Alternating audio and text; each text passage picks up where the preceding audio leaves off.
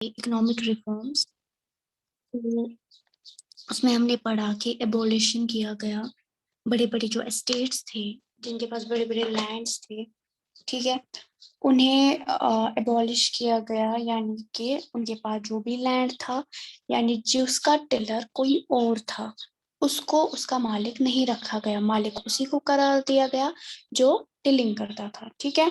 उसके बाद हमने देखा कि कुछ जो वर्ड्स थे लाइक जागीर, मुआफिज, मुकर्रर, तो ये किससे रिलेटेड थे ये वर्ड्स? ये टैक्स से रिलेटेड थे, तो इसे भी एबॉलिश किया गया।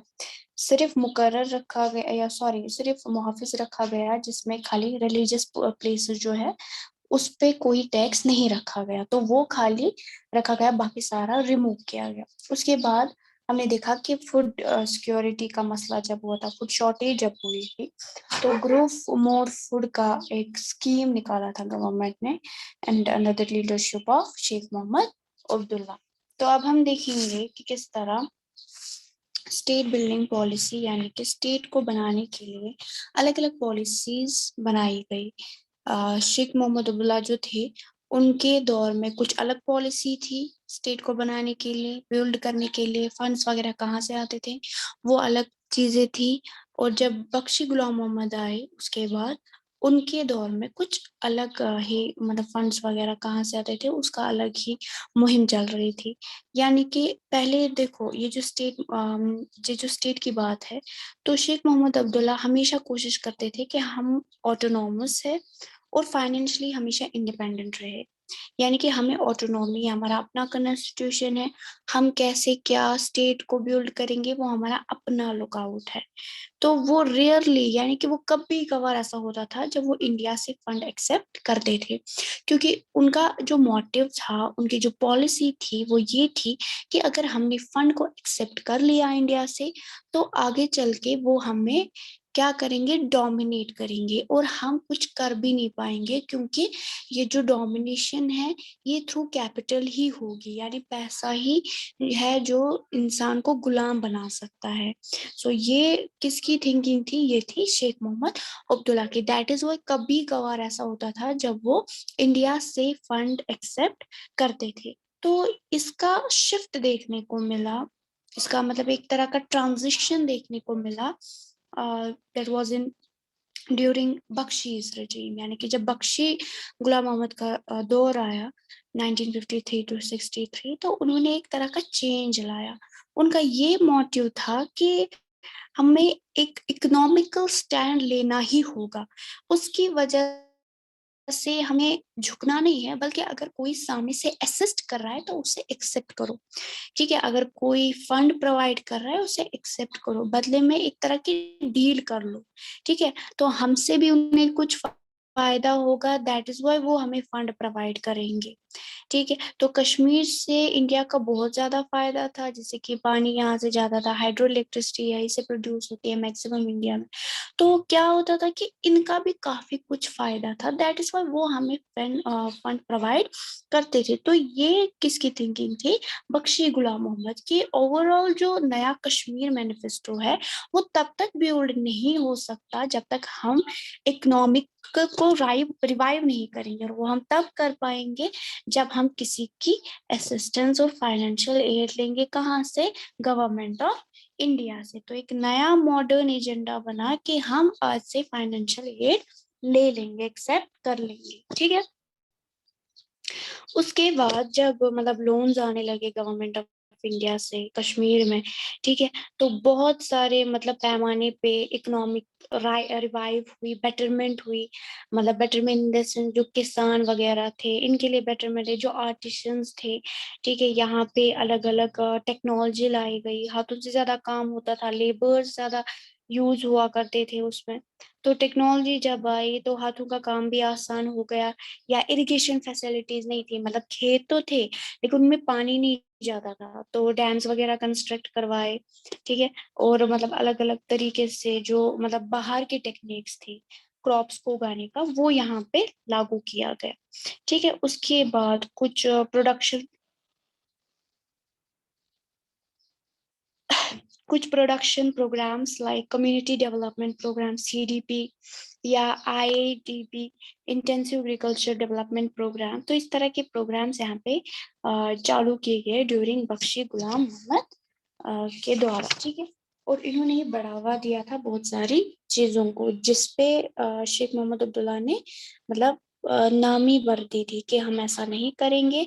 उस पे जो मतलब स्टैम्प पड़ी वो बख्शी गुलाम मोहम्मद के नाम पे पड़ी कि इन्होंने यहाँ पे सारा कुछ चालू करवाया। जैसे कि मतलब स्टेडियम्स वगैरह, जैसे बख्शी स्टेडियम आपने देखा होगा, तो वो भी बख्शी गुलाम मोहम्मद ने जारी करवाया था उस टाइम पे। तो कंस्ट्रक्शन की गई, रोड इंफ्रास्ट्रक्चर पे ध्यान दिया गया। पहले इन सारी चीजों पे ध्यान बहुत कम दिया करता था क्योंकि हमारे पास फंड्स नहीं होते थे, लेकिन अब हमारे पास फंड्स आ रहे हैं तो इन्होंने इन चीजों पे भी ध्यान देना स्टार्ट किया। रोड बनी, बिल्डिंग्स बनती गई, गवर्नमेंट डिपार्टमेंट्स बनते गए, प्रोजेक्ट्स बनते गए, अलग अलग hydro electricity project, dam construct किए गए, या जो हम मतलब बानीहाल टनल देखते हैं तो वो भी इनके हुकूमत के द्वारा ही वो बानीहाल टनल कंस्ट्रक्ट की गई है। तब इन्होंने जर्मन से इंजीनियर्स बुलवाए थे, तो काफी ये ट्रू अचीवमेंट बोली जाती है ड्यूरिंग बख्शी गुलाम मोहम्मद, ठीक है। सेकेंड थिंग, जो ट्रैफिक का फ्लो है, ठीक है, टू वे ट्रैफिक, या जैसे कि इंडिया से मतलब यहाँ से दिल्ली, दिल्ली से मतलब कश्मीर गाड़ी आती जाती है, हाईवे का जो ट्रैफिक रहता है, तो उसका जो रोड वो जो डिस्कवरी हुई थी वो इन्हीं के दौर में हुई थी कि किस तरह हम स्टेट्स को आपस में जोड़ सकते हैं, बस सर्विस जारी कर सकते हैं। पहले गांव शहर ये सब आपस में नहीं मिलते थे, पता नहीं होता था, लेकिन आज तो हम विद इन मिनट पहुंच जाते हैं। रिमोट एरियाज में जो काफी दूर दराज इलाके थे, विलेज एरिया जो रहते थे, तो वहां पे एक कनेक्टिविटी जारी कर दी, ठीक है, अर्बन और विलेज के बीच में। देन मतलब जैसे कि एंटी फ्लड मेजर्स, आए दिन सैलाब वगैरह आते रहते थे, तो वो बूस्टअप हुआ। उसके बाद मतलब कश्मीर ऑलरेडी इतना खूबसूरत है, इस पे और काम करने की जरूरत महसूस हुई, तो कहा कि मतलब इतना मतलब काम करो, फ्रूट इंडस्ट्री यहाँ पे ज्यादा से ज्यादा उस पे ध्यान दो, या जो फ्लावरी पार्ट्स है, ठीक है, यहाँ की नर्सरीज जो है, यहाँ के गार्डन्स जो है, वहाँ बहुत ज्यादा काम होना चाहिए, अलग अलग फूल उगाने चाहिए, वो अट्रैक्टिव लगने चाहिए ताकि टूरिज्म यहाँ पे ज्यादा आए, ठीक है। तो काफी बूस्ट किया बख्शी गुलाम मोहम्मद ने। तो बहुत सारे जब चीजें चल रही थी लाइक फॉरेस्ट डिपार्टमेंट वो बढ़ रहा था, टूरिस्ट डिपार्टमेंट वो अच्छे से बढ़ रहा था। जब मतलब काम होते गए तो अपॉर्चुनिटीज भी बढ़ गई, लोगों के पास काम भी आने लगे, क्योंकि हम जब किसी डिपार्टमेंट को मतलब जब हमने कोई डिपार्टमेंट जारी किया तो उसमें हमें लेबर्स भी चाहिए होंगे, ऑफिसर्स भी चाहिए होंगे, सीधी सी बात है। तो लोगों के लिए रोजगार का बायस भी बन गया, ठीक है। उसके बाद कल्चरल इंटरेक्शंस भी, आप देखो रोड कनेक्ट हो रहे हैं, ठीक है। अभी हमें पहले पता नहीं होता था कि गांव में क्या हो रहा है या फलानी जगह पे क्या है, या आज तो हम इतने मतलब मतलब जैसे होते हैं ना हायर रीच पे जो प्लेसेस होते हैं वहां तक हमारा एक्सेस है, लोग घूमने जाते हैं, डिस्कवर करते हैं नई नई चीजें, नए नए प्लेसेस, तो इस तरह कल्चर इंटरेक्शन होते गए, ठीक है, कल्चर इंटरेक्शन होते गए। तो कल्चर मतलब आपस में हमने देखा कि एक दूसरे का कल्चर क्या है, या विलेज यहाँ आते हैं, सिटी का कल्चर देखते हैं, तो काफी चीजें बदलने लगी, ठीक है। So then industrial growth setup, उसके बाद इंडस्ट्रीज ग्रो करने लगी। तो मतलब हर तरह की इंडस्ट्रीज कश्मीर में मतलब पूरा फोकस किया गया जम्मू एंड कश्मीर में कि अलग अलग इंडस्ट्रीज बननी चाहिए। लोगों के पास काम तो था, ट्रेडिशन ऑक्यूपेशन तो था, लाइक हैंडीक्राफ्ट था, हैंडलूम था, लेकिन कोई भी इस तरह की इंडस्ट्री नहीं होती थी, यानी जिसको आप बढ़ावा देख सकते हो, ठीक है। तो 1947 के बाद ही जब इंडिया आजाद हो गया तो गवर्नमेंट ने काफी मतलब फोकस किया कि जम्मू एंड कश्मीर जो रीजन है यहाँ पे भी इंडस्ट्रीज होनी चाहिए। जैसे कि इसमें नाम आता है जम्मू में जो गांधीनगर है वो इंडस्ट्रियल सेक्टर माना जाता है, यहाँ पे जो बरजूल बागात है यहाँ इंडस्ट्रियल सेक्टर माना जाता है, अलग अलग इंडस्ट्रीज है, अलग अलग सेक्टर्स है, ऑटोमोबाइल कंपनीज है, या अनंतनाग जो है, ठीक है। तो लगभग लगभग यहाँ का जो कैपिटल मतलब इतना कैपिटल ये लोग मतलब कंट्रीब्यूट करते हैं इंडिया की इकोनॉमी, या हम बोलेंगे पूरी कंट्री की इकोनॉमी में लगभग 5.26 बिलियन। यानी इतना कंट्री में इतना कैपिटल आउटले होता है इन सारी इंडस्ट्रीज से, अगर देखा जाए तो। या पेपर माशी का बिजनेस होता था, ठीक है। तो इनसे बहुत सारी चीजें, बहुत सारा पैसा आने लगा। उसके बाद नई इंडस्ट्रीज, नई टेक्नोलॉजी, नई मॉनेटरी फंड्स जब प्रोवाइड की, किसने? इंडिया ने। तो जो इंडस्ट्रीज मतलब हैंडीक्राफ्ट वाली जो इंडस्ट्री है, तो उनका अपना एक तरह का, मैं बोलूंगी कि चले जाओ ज्यादा हो गया। यानी पहले तो ज्यादा इंडस्ट्रीज, मतलब इंसान जाता नहीं था इंडस्ट्री की तरफ, क्योंकि क्या होता था, घर पे ही छोटा सा कॉटेज होता था, या तो मतलब सेंटर्स बना, ठीक है। तो सेंटर्स होते थे, चाट हाउस होते थे, तो वहीं पे मतलब जो लोग होते थे काम कर रहे थे, तो इंडस्ट्रीज के चक्कर में नहीं पड़ते थे। लेकिन अब जब इंडस्ट्री का रुख मोड़ने लगा अपना, कश्मीर जब इंडस्ट्रीज की तरफ बढ़ने लगा, तो देखा गया, अगर हम हैंडीक्राफ्ट की ही बात करेंगे, वहां पे अलग अलग ट्रेनीज आए, ठीक है। तो अलग अलग मेंटोर्स आए, सिखाने लगे आर्टिशंस को अलग अलग चीजें, जो जिनको मतलब पता नहीं होता था। जो ट्रेडिशनल ऑक्यूपेशन होता था उसमें वो नई चीजें होती थी, ठीक है।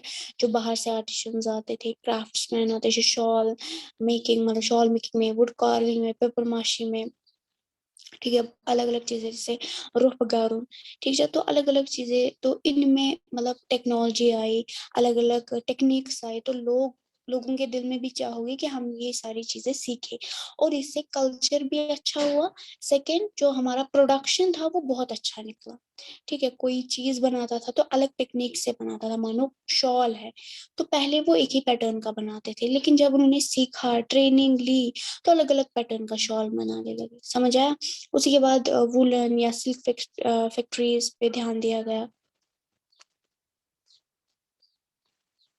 उसके बाद एग्जीबिशन भी लगाई गई, ठीक है।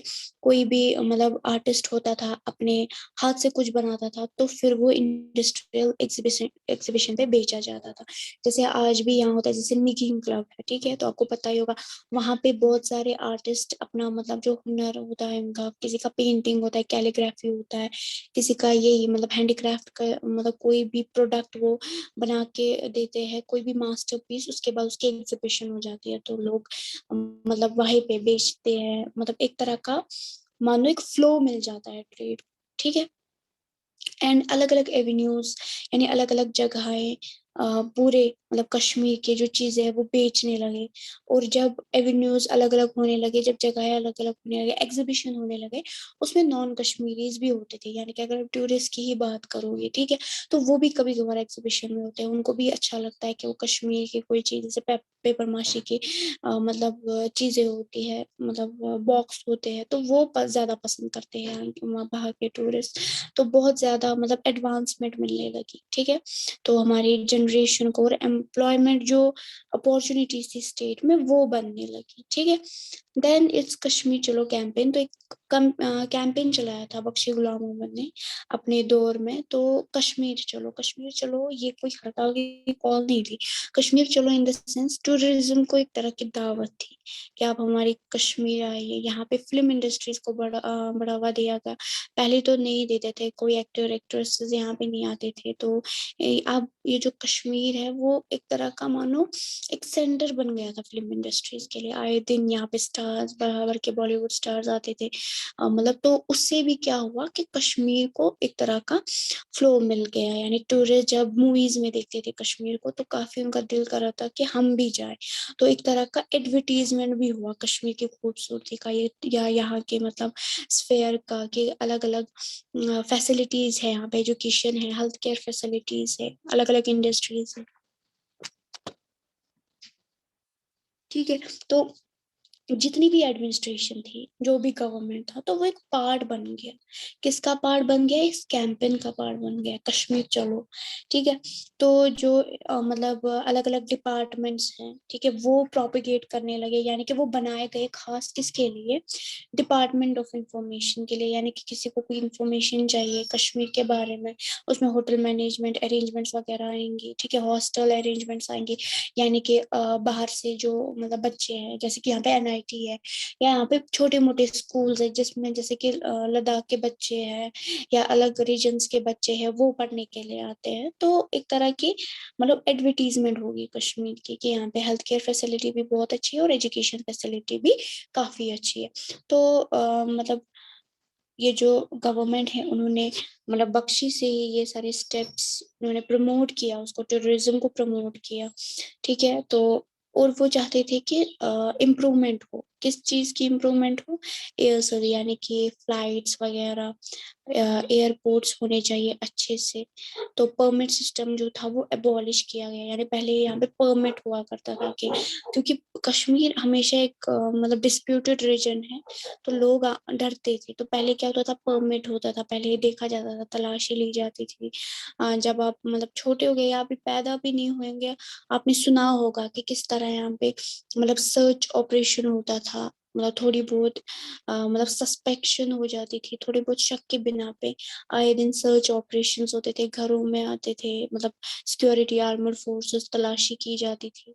ठीक है, तो बहुत ज्यादा पहले ये हुआ करता था, तो अब वैसा नहीं है। अब कहीं पे जब जरूरत महसूस होती है तब वहां पे आर्मड फोर्सेस होती है। ठीक है, देन कंस्ट्रक्शन की गई, किस चीज की कंस्ट्रक्शन की गई, यूथ हॉस्टल्स की, क्योंकि बच्चे यहाँ पढ़ने के लिए आते थे तो उनके लिए हॉस्टल्स का इंतजाम होना चाहिए, होटल अरेंजमेंट्स होनी चाहिए। अगर यहाँ पे टूरिस्ट आए तो होटल अरेंजमेंट्स होनी चाहिए। ठीक है, मीडिया यूनिवर्सिटी, अगर एजुकेशनल पर्पसेस से देखे जाए तो मतलब मीडिया यूनिवर्सिटी को प्रोपोगेट किया गया थ्रू आउट इंडिया।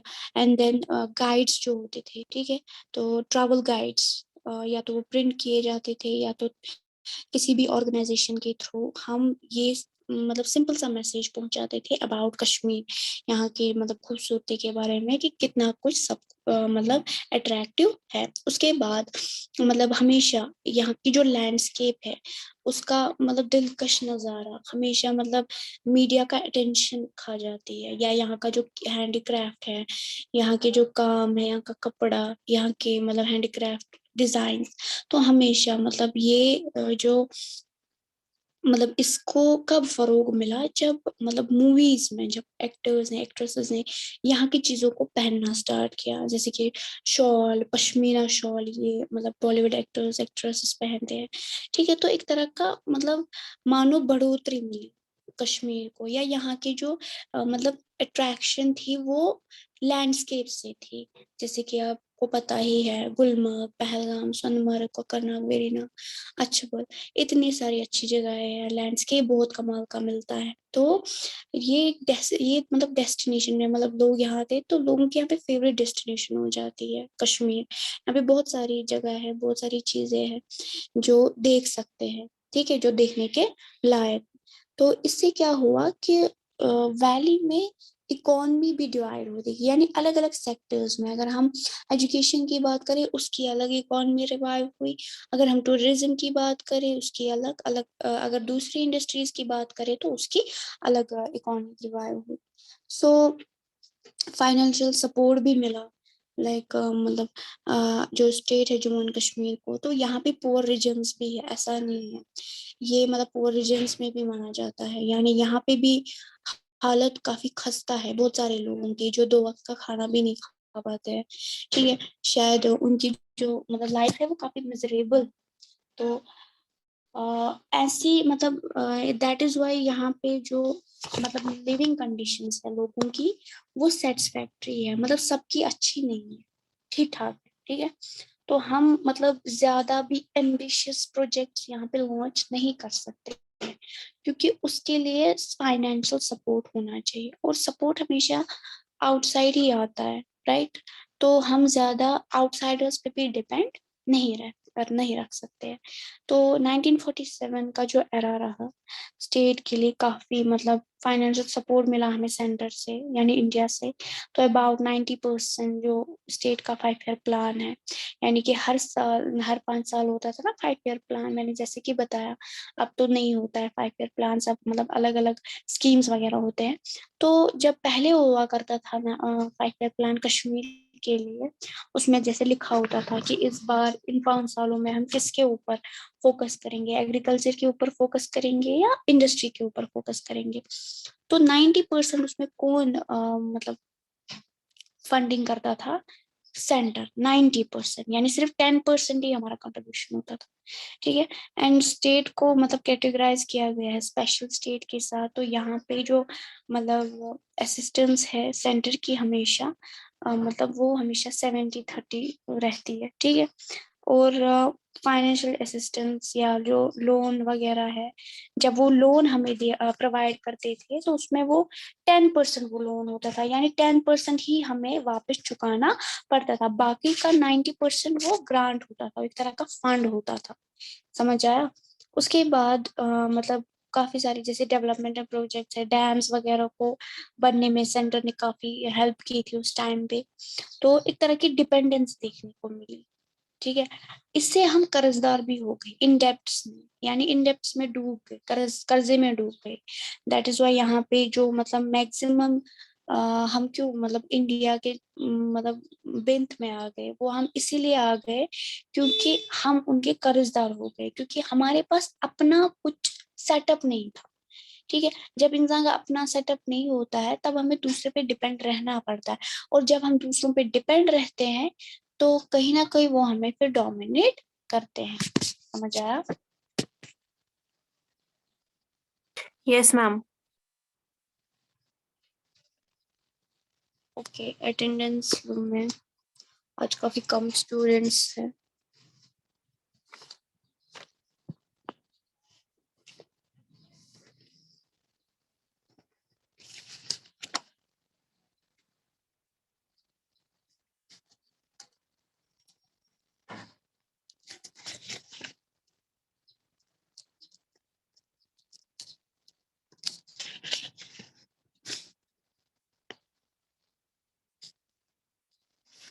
अनम आप कहाँ थी इतने दिनों से?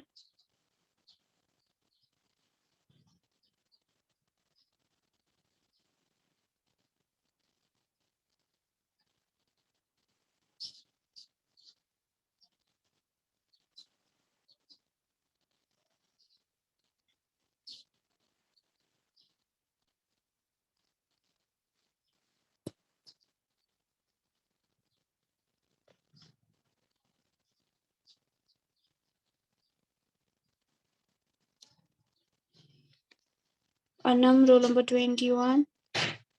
आप क्यों नहीं रोज क्लास देते?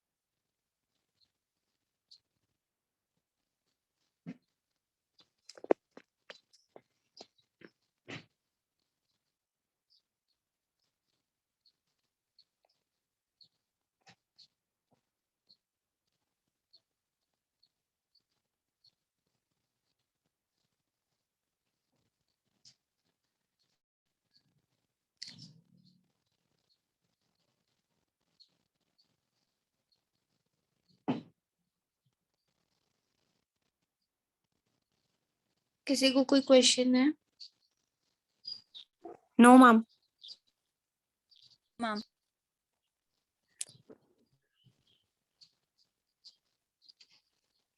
ओके। तो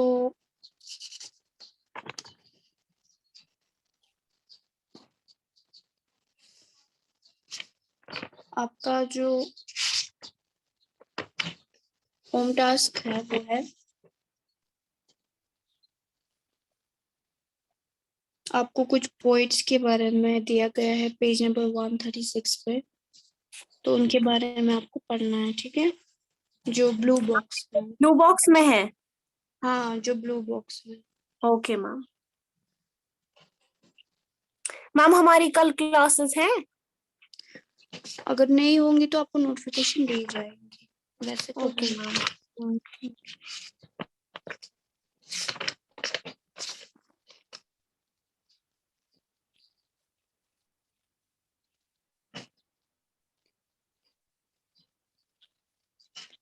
सना आपको समझ आया रोल नंबर 9?